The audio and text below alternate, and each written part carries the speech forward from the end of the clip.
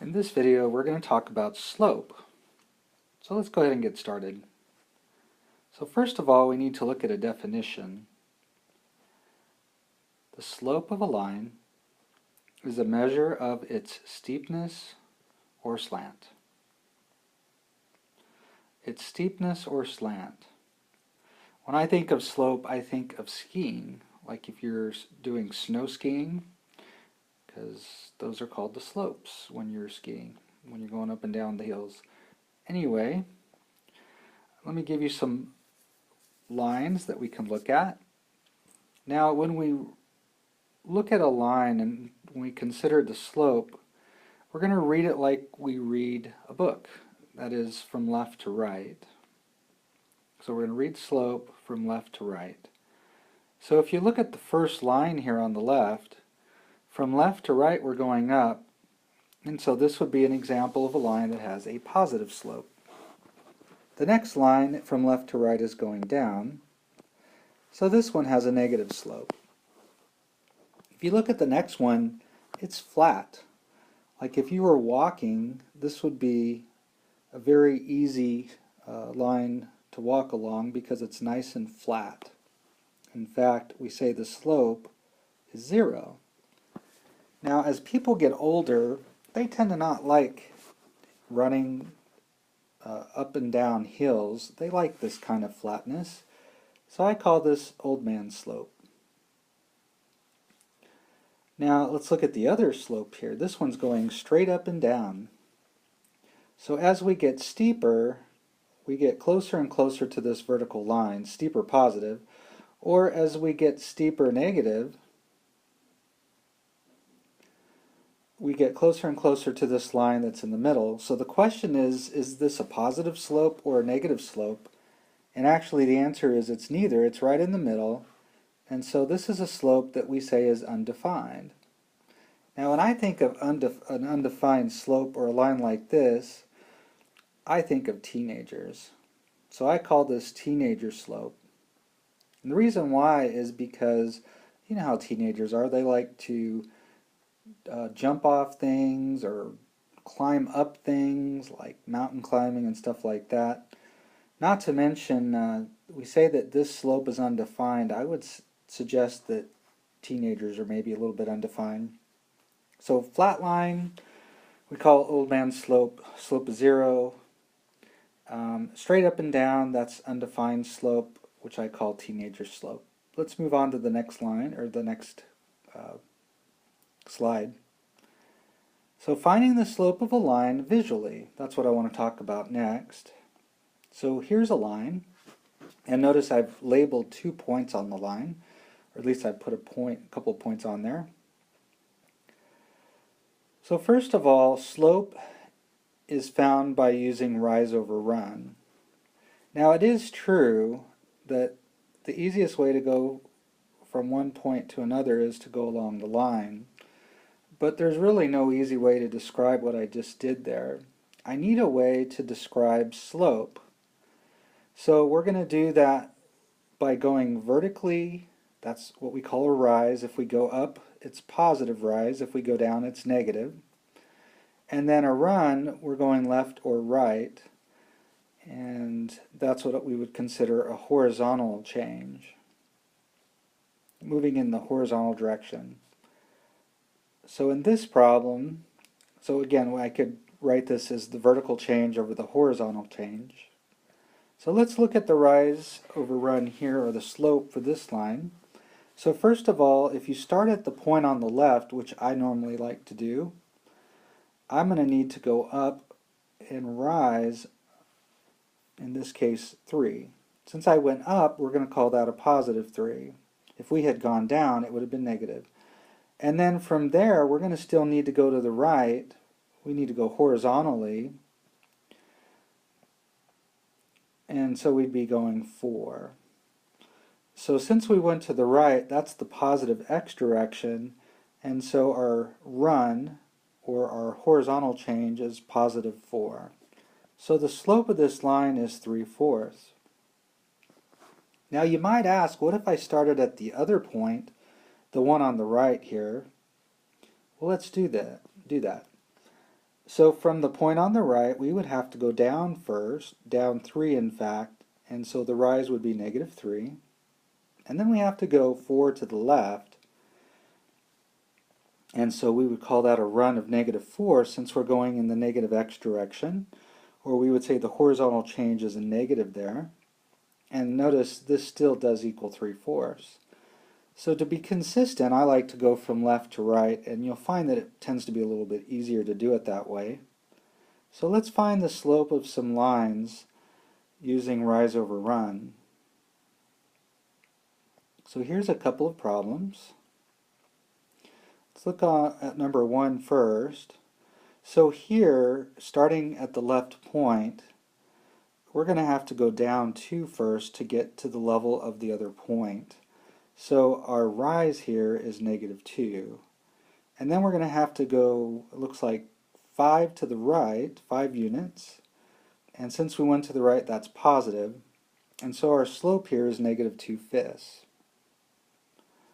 Let's do number 2.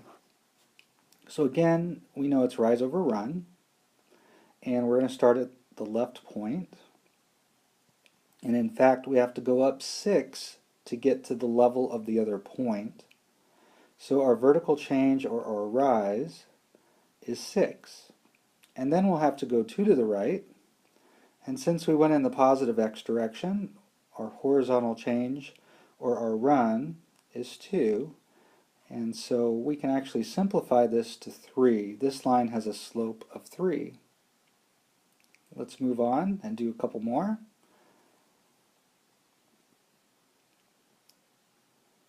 So on number 3 here, let's go ahead and write rise over run.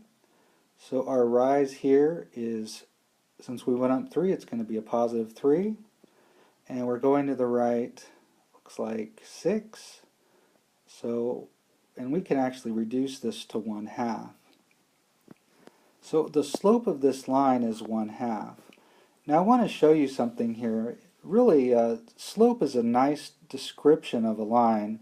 In fact, if you start at this point and you go up 1 and right 2, whoops, I made a mistake there. So if we go up 1 and right 2, we're on the line again. And we go up 1 and right 2, and we're on the line. Up 1, right 2, we're on the line. So we can repeatedly use slope to get to another point on the line. I could keep doing this all day. So it's nice, once you have the slope of a line, you can use it to find several points on the line.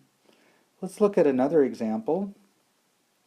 Now I hope that when you look at this one, you remember that this is one of our special cases. This line is nice and flat, so it has a slope of 0.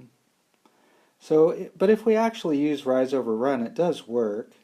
Notice when we don't have a rise here, we don't go up at all, or we don't rise at all. And we're going to run, it looks like 7. And so the slope is 0 over 7, which is 0. 0 divided by anything is 0. And while we're looking at this, we might as well look at a vertical line. And I would remind you of its slope. We called this the teenager slope. It's an undefined slope. Let's move on and talk about something else here.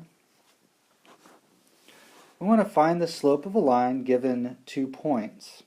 So in other words, what if you don't have the graph and you're just given 2 points? Well, we actually have a formula for this. Let's talk about where it comes from. So first of all, I want to go back to the first example that I did when we found slope. So when we did this problem, we had a rise of 3 and a run of 4, so our slope was 3/4. So I want to kind of look at this a little more carefully. What if I didn't have the graph? Let me go ahead and put the points in here. What if I had just given you the points 2, 1 and 6, 4? Is there a way we could have found the slope without the picture? Well, first of all, I want to look at the y values here. Notice our rise. In this case, we had a rise of 3. Where does that 3 come from? Well, it's the change in y here, And notice if you actually subtract 4 minus 1, you get that 3. So the change in y, or the rise, is found by subtracting the y values. Well, let's look at the run. Here the run is 4, and if you look at our x values, 6 and 2, we can subtract 6 minus 2 and we get 4. So the change in x is, or the run, is found by subtracting the x values. And so this gives us a way to find the slope if we're just given 2 points. Let's look at the general case.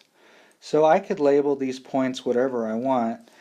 In general, let's call the 2 points x1, y1 and x2, y2, or we would say x sub 2, y sub 2. These are subscripts, but I don't want those little subscripts to bug you. x1, y1 just indicates that this is my first point, and x sub 2, y sub 2 indicates that this is my second point. So really y sub 2 is just the y value of the second point. So we need a general formula, so we're not going to use specific values. This is how we're going to label our points. And so we just discussed how to find the rise and the run. We said we could find the rise by subtracting the y values of our points. So that would be y sub 2 minus y sub 1. And we had said that we could find the run by subtracting the x values of our points. So notice that would be x sub 2 minus x sub 1. So here what we have is a formula that we can use for slope. Now I'm going to go ahead and say this equals m, because in fact we use m to represent slope when we're dealing with lines. So let's go ahead and do a couple of problems where we're going to find the slope if we're just given 2 points. So find the slope of the line passing through the given points. We have a formula. M equals y sub 2 minus y sub 1 over x sub 2 minus x sub 1. Again, this is what we call the slope formula. And this is a formula that you'll need to memorize. So let's go ahead and do a couple of problems. This is the way I would suggest that you do these when you first start. So first of all, write down the formula. Try to do it from memory each time, and eventually you'll get it memorized. And then let's go ahead and label our points. I'll call the first point x sub 1, y sub 1, and our second point x sub 2, y sub 2. So now notice y sub 2 is the y value of our second point, which is 8, and it's going to be that minus y sub 1, 5, which is the y value of our first point. X sub 2 is the x value of our second point, which is 4 here, and x sub 1 is 2, so in the denominator we have 4 minus 2. So we're going to get 3 in the numerator and 2 in the denominator, which means we have a slope of 3/2. Now the one thing I would tell you is it's very important that you're subtracting the correct values when you're in the numerator or in the denominator. Sometimes people get these reversed. Just remember that we're subtracting y values in the numerator and x values in the denominator. If you do the problems just like I showed you here, you shouldn't have any problems. The other thing to watch out for is when you subtract a negative. That's going to happen in number 2.